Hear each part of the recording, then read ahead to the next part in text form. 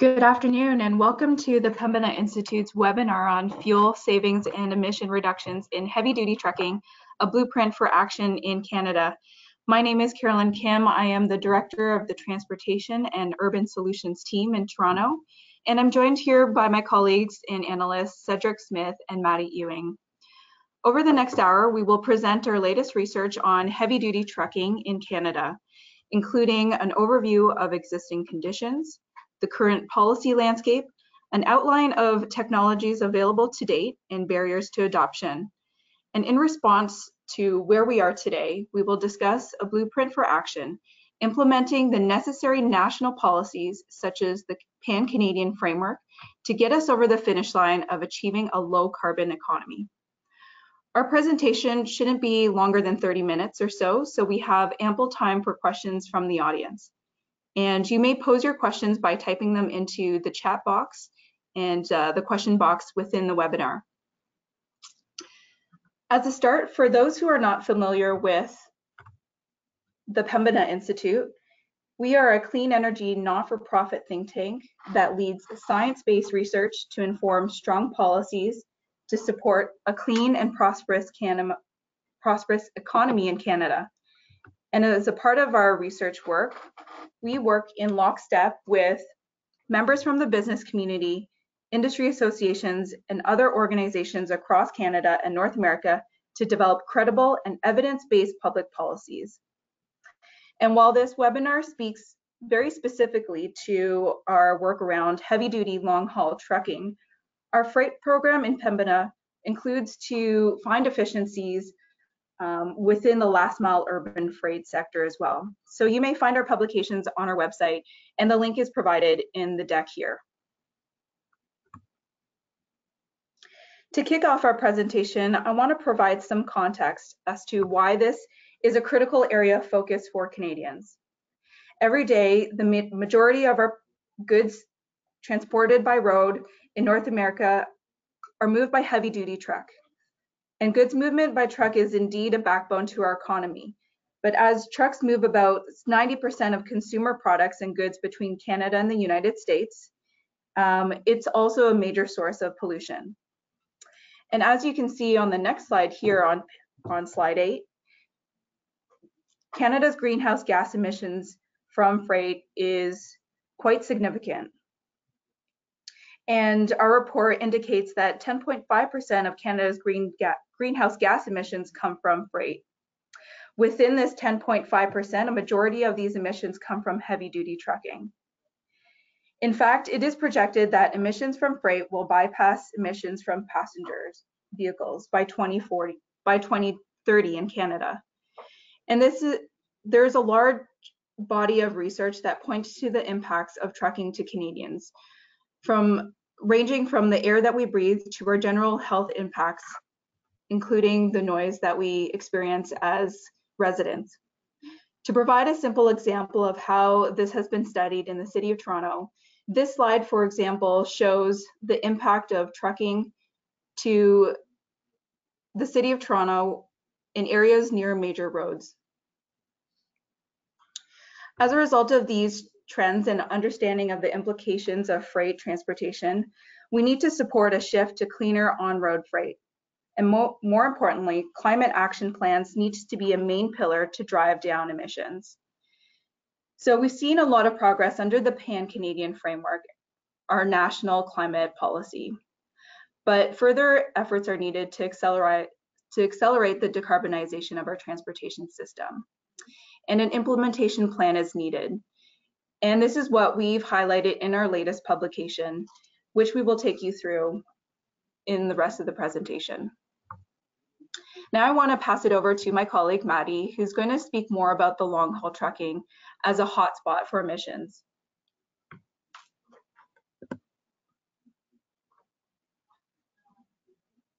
Great, thanks very much, Carolyn.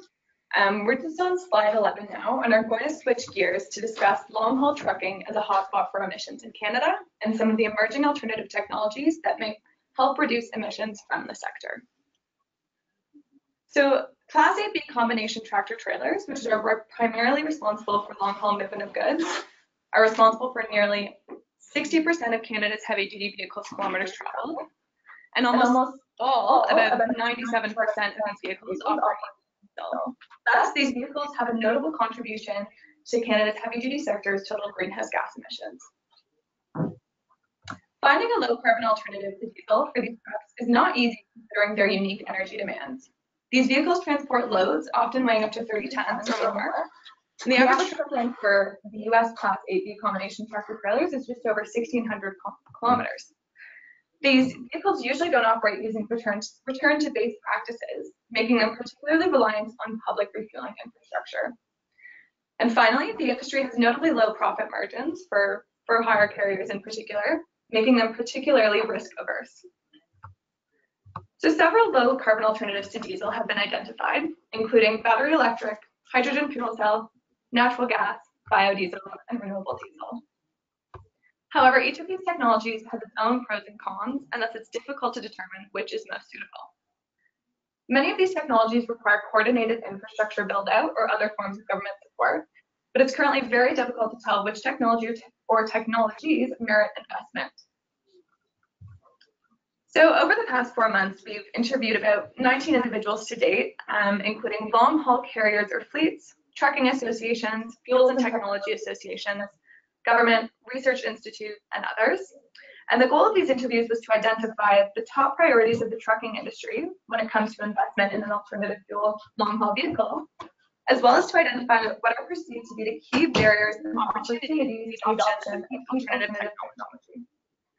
Greenhouse gas emissions were seen as an opportunity associated with each of the alternative technologies.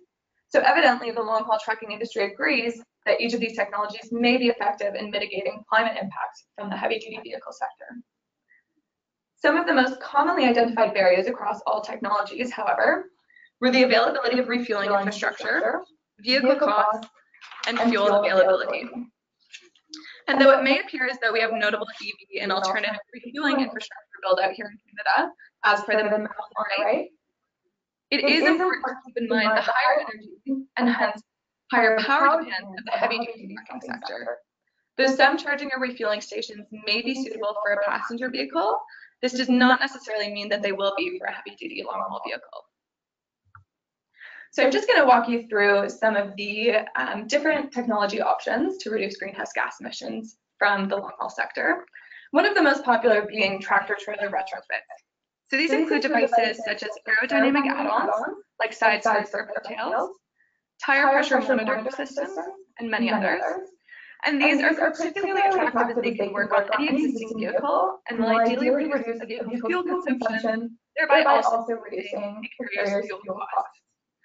However, these retrofits do not necessarily reduce reliance on diesel, nor reliance on internal combustion engines, and will result typically in only minor greenhouse gas emission reductions in comparison to certain other technologies.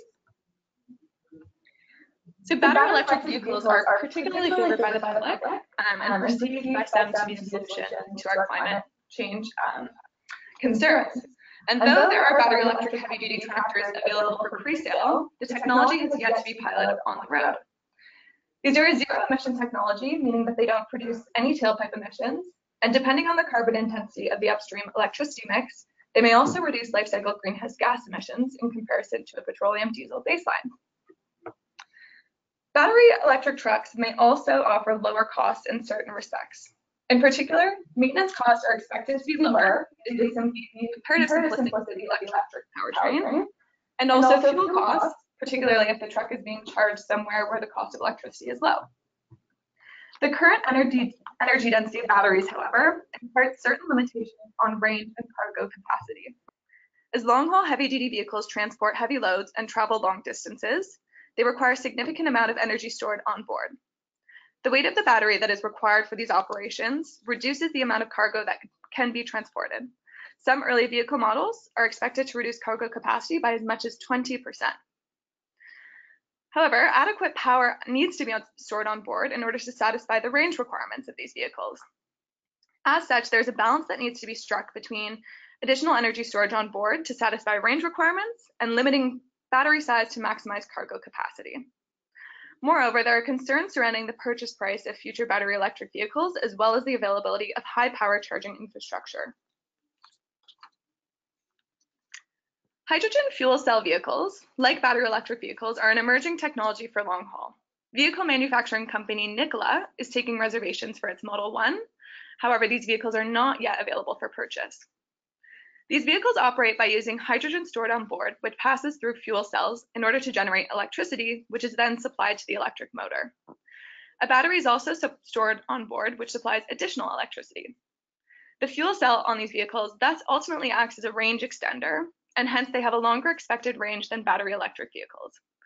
Moreover, as these vehicles operate using an electric motor, they produce no harmful tailpipe emissions, simply water vapor. That being said, there's a very limited amount of hydrogen currently available in Canada, and as a result of this, it also tends to be very expensive. Furthermore, upfront vehicle costs can also be prohibitively expensive. The Nikola One is listed at about $375,000 USD, or nearly $500,000 Canadian. So natural gas has gained notable attraction within the long-haul trucking industry in Canada over the past several years, and often this is motivated by the reduced cost of natural gas in comparison to petroleum diesel. As options, there are compressed natural gas or liquefied natural gas, and renewable natural gas, which may be available to be blended into the conventional natural gas stream. Though CNG, compressed natural gas, tends to be cheaper, liquefied natural gas, LNG, has a higher energy density and thus offers greater range with a reduced impact on cargo capacity.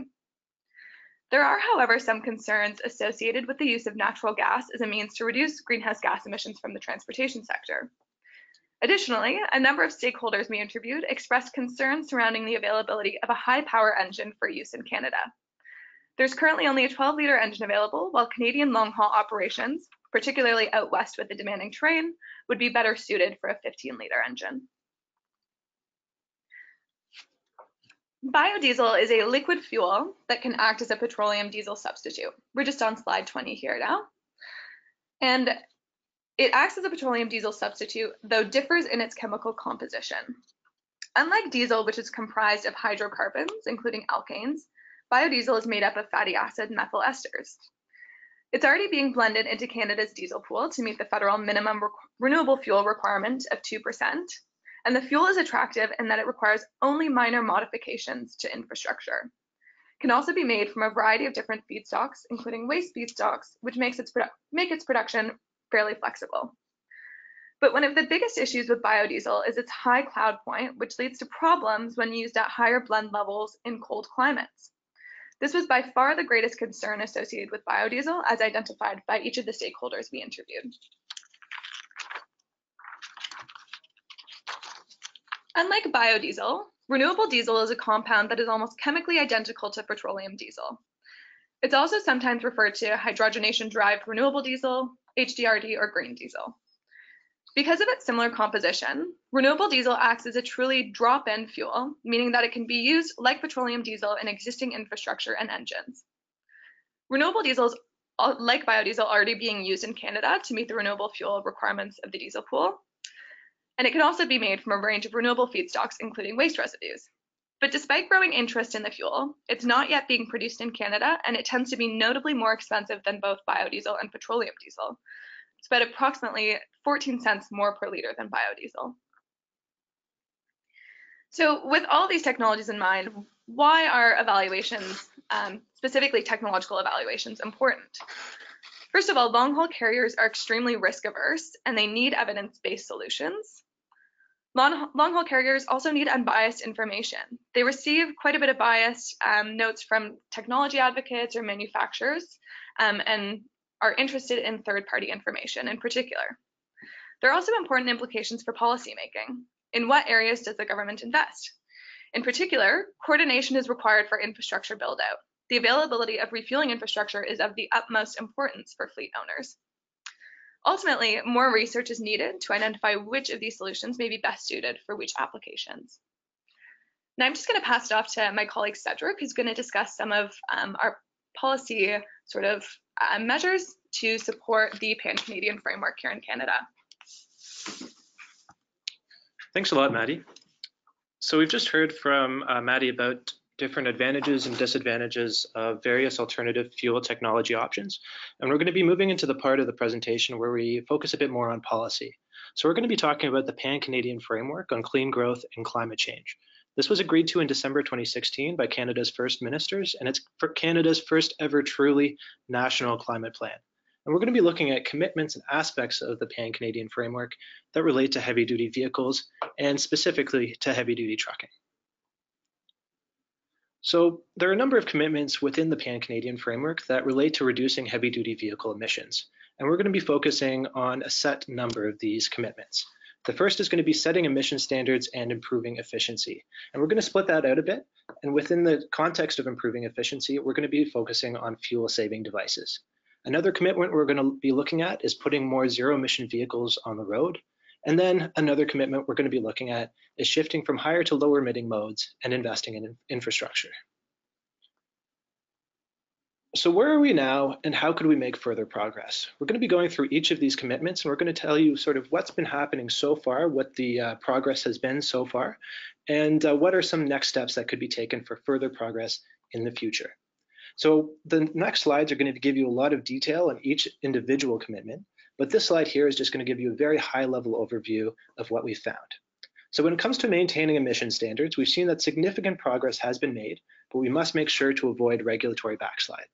When it comes to supporting the uptake of fuel-saving devices to increase efficiency, we've seen that no regulatory progress has been made, but there is potential for progress through the use of incentive programs or a mandate. When it comes to investing in infrastructure to support low-carbon technologies, we've seen that progress has been made, but there's always potential for further progress, in this case through additional planning and through targeted allocation. And finally, when it comes to supporting the uptake of low and zero emission vehicles, we can see that progress has been made, but there is potential for further progress through the adoption of targets for medium-duty vehicles and heavy-duty vehicles and through incentives for transit agencies. So this slide is going to be going into emission standards. There's been significant progress made in this area to date. In May 2018, Canada released its Phase 2 heavy-duty vehicle and engine emissions regulations for the model years 2021 to 2027. Canada's regulations are closely aligned with those in the US, but the US EPA announced its intention to revisit provisions pertaining specifically to trailers. Very recently, in June 2019, Canada announced the approval of an interim order delaying the trailers provision for 1 year to allow the situation in the US to become more certain and to allow for an assessment of the economic impacts of divergent standards. So we have two main recommendations when it comes to this aspect and to this area of policy. The first is we want to make sure that Canada confirms its intention to maintain its already implemented Phase 2 heavy-duty vehicle rules in their entirety. So we're seeing this year-long delay. We're hoping within that year, we're going to decide to keep these rules.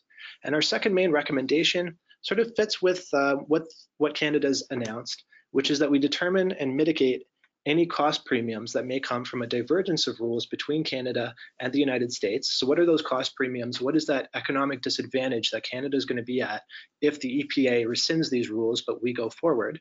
And then we determine to what extent do we want the government to come in and mitigate those cost premiums. So those are our two recommendations here. Now, when it comes to supporting the uptake of fuel-saving devices in an effort to increase and improve the efficiency of existing vehicles, we've seen that there has been no regulatory progress made to date, but there are some educational and assessment programs that are being provided by the Canadian government. So we have a couple of main recommendations that pertain to making good progress in this area of the Pan-Canadian Framework. The first recommendation is that we establish federal financial incentives for fuel-saving devices on heavy-duty trucks. And just to remind you, this has been gone over before, but fuel-saving devices are any of a number of devices that may decrease emissions and that may increase fuel savings on existing vehicles. So these include aerodynamic devices such as side skirts or automatic tire repumping devices. And our second main recommendation within this field is that we establish a target year by which fuel-saving devices are going to be mandatory for all diesel-powered heavy-duty trucks, and that we work with the provinces to develop an implementation plan for this requirement. Our next slide in this area pertains to infrastructure that supports the uptake of low-carbon technology. And this is an area in which progress has been made. There are many different infrastructure programs. The most promising in our view is the Electric Vehicle and Alternative Fuel Infrastructure Deployment Initiative, which has been allocated over $180 million. Recently, NRC closed the second phase 2 request for proposals under EVA-FIDI. We have 3 main recommendations when it comes to this area of policy. The first is that we identify major corridors along which to invest in publicly funded zero-emissions heavy-duty refueling and recharging stations targeted at long-haul operations, and that we create a 5-year investment plan. So this is just to make sure that any investment that takes place is all coordinated and that it maximizes the return on that investment.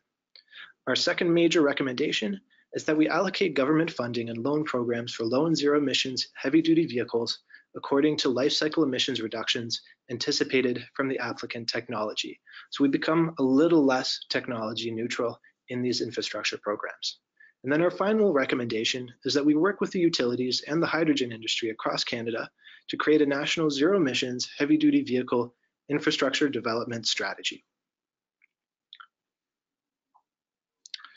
Now this slide relates to supporting the uptake of low and zero emission vehicles. And this again is an area in which progress has been made. So we've seen Canada announce a non-binding goal to increase the number of zero emissions light duty vehicles sold in Canada to 10% by 2025, 30% by 2030, and 100% by 2040. There are also a number of ZEV-supported financial measures that were announced in the 2019 federal budget, and these include incentives and tax measures. There's also significant federal transit funding that's available, but there are no programs specifically to support transit agencies in shifting to low and zero emission transit vehicles. And finally, in May 2019, so this is more recent, Canada became the first nation to officially endorse CalStart's Global Commercial Vehicle Drive to Zero program, which is a global effort focused on zero and near zero emission commercial, medium, and heavy duty vehicles. So there has been progress made to date. We have 2 main recommendations for how we could make further progress, for how we could build on the progress that we've made so far. The first is that we create modest adoption targets for medium and heavy duty vehicles.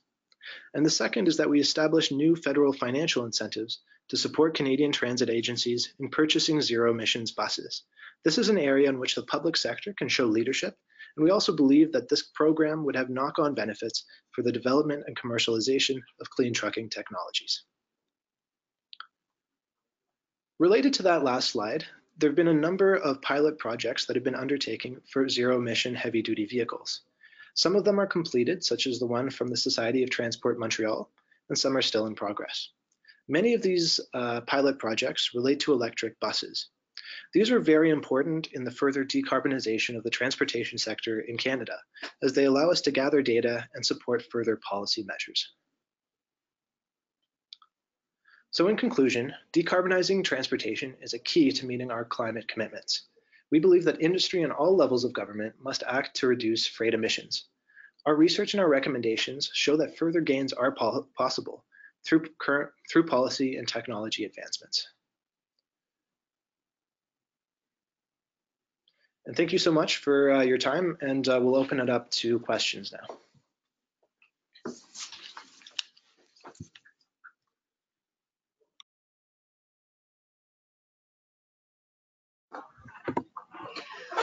Okay, it looks like one of the first questions that we have here is this. One of your recommendations in your latest publication speaks about the need to have adoption targets for medium and heavy duty vehicles. What would such a target look like? So we don't know exactly what such a target should look like, but we believe that a good starting point for further research would be Canada's recent targets for light duty vehicles, which aim for a 10% sales share in 2025, a 30% sales share in 2030, and a 100% sales share in 2040. We've been looking at some international jurisdictions, and we found some very interesting information on that. Norway, for example, stood out particularly as making very aggressive recommendations. They recommended that 75% of new long distance buses and 50% of new trucks should be zero emission by 2030. We believe that targets for buses and trucks should be less aggressive than targets for light duty vehicles.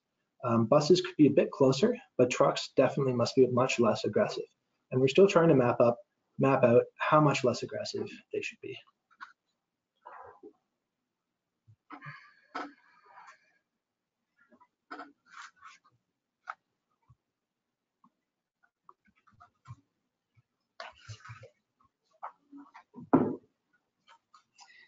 Okay, so it looks like the second question is this. How can you estimate emission reduction potential of technologies that have little to no market uptake? Yeah, and it's a very important question and difficult one to answer in some ways. We can do our best to look at industries where the technology has been demonstrated and look upon them for their data and try and use that to estimate what those impacts might be for long haul.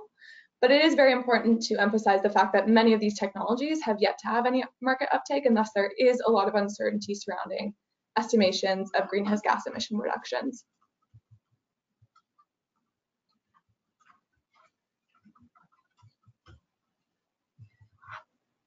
Okay, it looks like there's a third question here. What would be your ask of carriers at this point?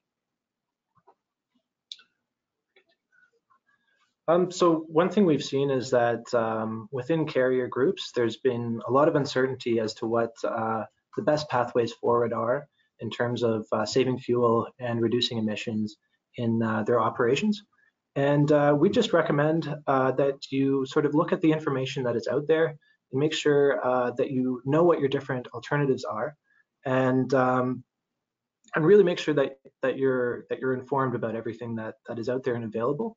And you might find that an alternative fuel will actually save you money and will actually be beneficial to your operations. And if I can add, I mean, though there's a lot of research that needs to go into this, again, these technologies aren't necessarily out there, and so it's difficult to ask carriers to really do anything dramatic like take up a battery electric truck right now, as they've yet to be tested, yet to be piloted. But there are important places where carriers can make a difference, such as adopting aerodynamic add-ons. These tend to be really low cost and have a fairly reliable return on investment as they reduce your fuel costs. And they reduce your fuel consumption, thereby reducing your greenhouse gas emissions. So at this point, this is potentially one of the most attractive ways in which carriers can take part. Okay, the next question is, why has there been no discussion of transportation demand management? There is no way that technology alone can deal with the harm of uncontrolled growth in transportation, especially freight. Maybe what I'll do is just start with that answer, and if you have anything additional, you can add to it. Transportation demand management is certainly a pillar of addressing the need to reduce emissions in the transportation sector. In our latest publication, we show a diagram that speaks to the need to have a three-pronged approach. The first of which is to address the travel demand for goods movement and for the passenger vehicle sector. Another approach to that is finding fuel efficiencies and needing to electrify where needed or to find fuel efficiencies. And the other way is to ensure that we're switching modes where possible. So shifting in areas where there is more sustainable modes of transportation. And that's relevant to both the passenger and freight perspective.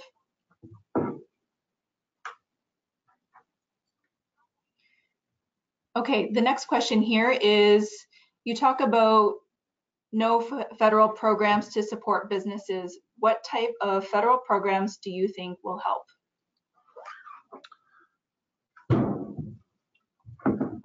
So I can start answering these questions. We believe that any federal program that sort of takes a bit of the risk away from investing in alternative fuel technologies is going to be very beneficial to any businesses that are looking to get into this. So one example of that would be EvaFiti, which provides repayable contributions to different companies that are looking to invest in that area. This sort of takes away a lot of the risk related to that initial investment.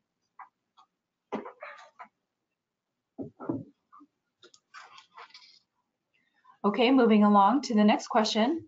Should incentives be offered to companies that engage in mode shifting as a means to reduce emissions?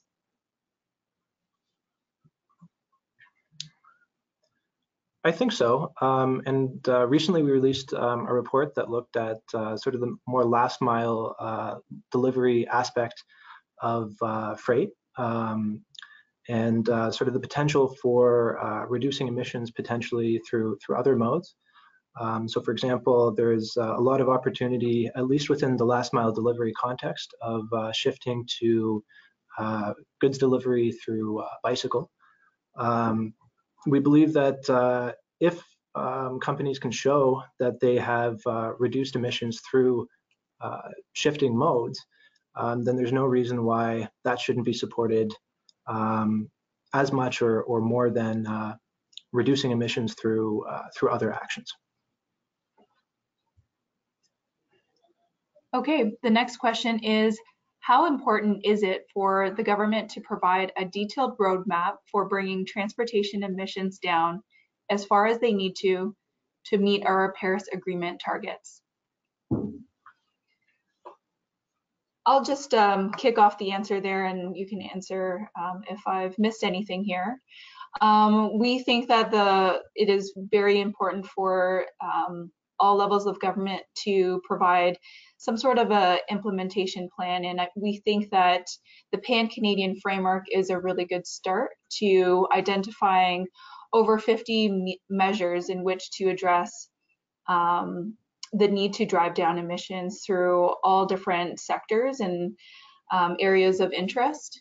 What this publication seeks to do from our perspective is try to advance those commitments even further. And so we recognize that there needs to be joint efforts across government and industry and businesses to ensure that we realize some of the benefits that are indicated in these different measures.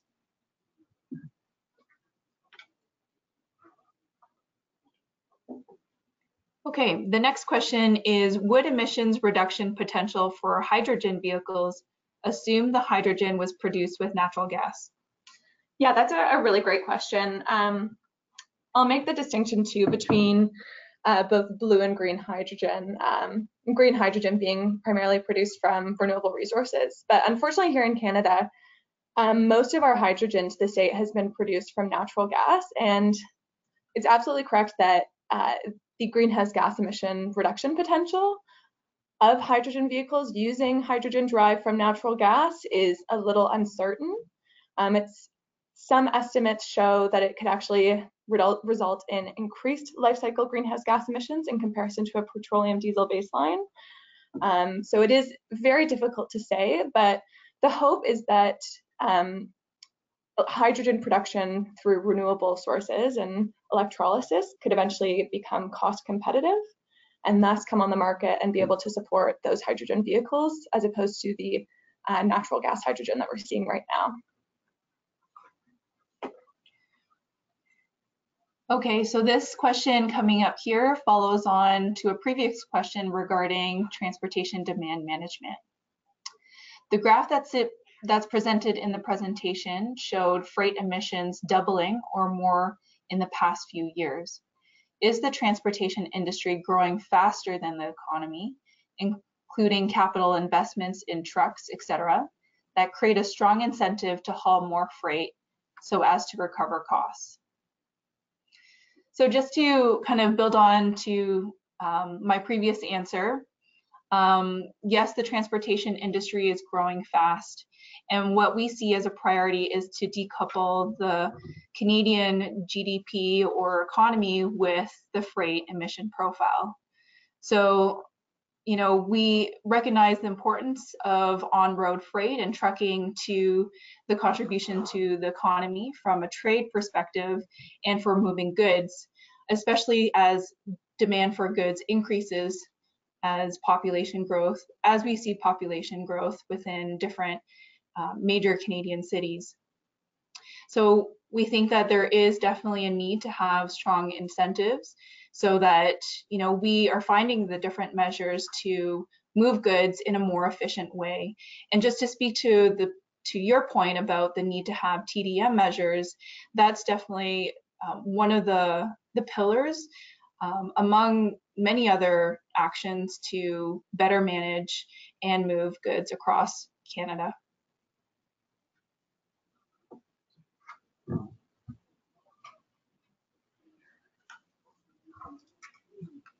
Okay, the next question is, are there any emerging low carbon technologies for freight rail transport? I mean, there is absolutely electrification as well as hydrogen being investigated for rail transport, though our team has yet to do, I think, as much research as we would hope on that matter, and would like to be able to speak more to that in the future for sure. Yeah, that's exactly right. To date, we've been mainly focused on the need for decarbonizing on-road freight, but recognize that there are opportunities to shift modes where it is appropriate and there's sufficient infrastructure. Okay, it looks like there's no more questions. So with that, we want to thank you for joining our webinar. On behalf of the Pembina Institute, we were very pleased to share our research results. And if you'd like more detailed information, you may go to our website and have a look at our in details report. Thanks very much.